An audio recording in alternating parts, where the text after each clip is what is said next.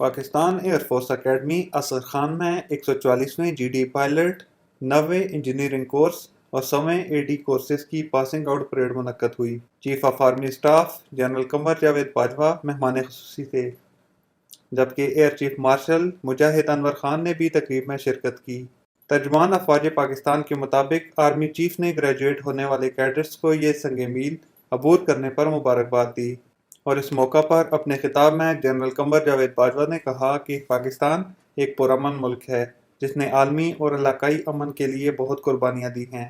ہم پرامن بقائے باہمی کے اصولوں پر کاربند ہیں۔ یہ وقت ہے کہ ہر سطح اور ہر سمت میں امن کا ہاتھ بڑھایا جائے۔ آرمی چیف نے کہا کہ پاکستان اور بھارت کو لازمی جموں و کشمیر کا مسئلہ وہاں کے لوگوں کی خواہشات کے مطابق پرامن انداز میں حل کرنا چاہیے، تاکہ کشمیر میں انسانی المیے کا خاتمہ ہو اور یہ مسئلہ ہمیشہ کے لیے حل ہو۔ آرمی چیف نے واضح کیا کہ کوئی بھی ہماری امن کی خواہش کو کمزوری نہ سمجھے اور ہم کبھی بھی اس کی اجازت نہیں دیں گے۔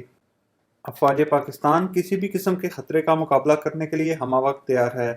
انہوں نے کہا کہ پاکستان دشمنوں کے خلاف آپریشنز میں تینوں مسلح افواج نے بھرپور ہم آہنگی اور رابطہ کاری کو یقینی بنایا، اور اس کی وجہ سے داخلی سلامتی کا ماحول بھی بہتر ہوا۔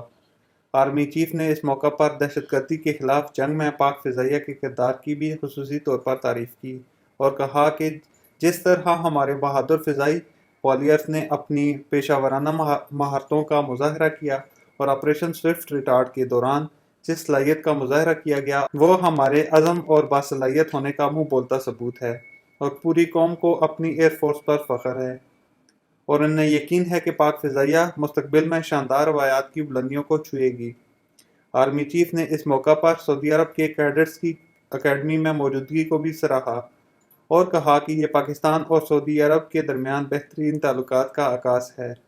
دونوں ممالک بھائی چارے اور اسلام کے مضبوط رشتے میں بندھے ہوئے ہیں۔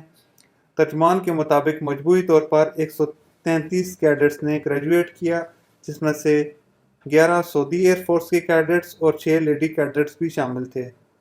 آرمی چیف نے گریجویشن کرنے والے آفیسرز کو ٹرافی اور انعامات سے نوازا۔ تقریب کے آخر میں پاک فضائیہ کی ایروبیٹک ٹیم نے شاندار فلائی پاسٹ کا مظاہرہ کیا۔ شیردرل ٹیم نے خصوصی ملٹری ڈرل حمزہ فلائٹ پیش کی۔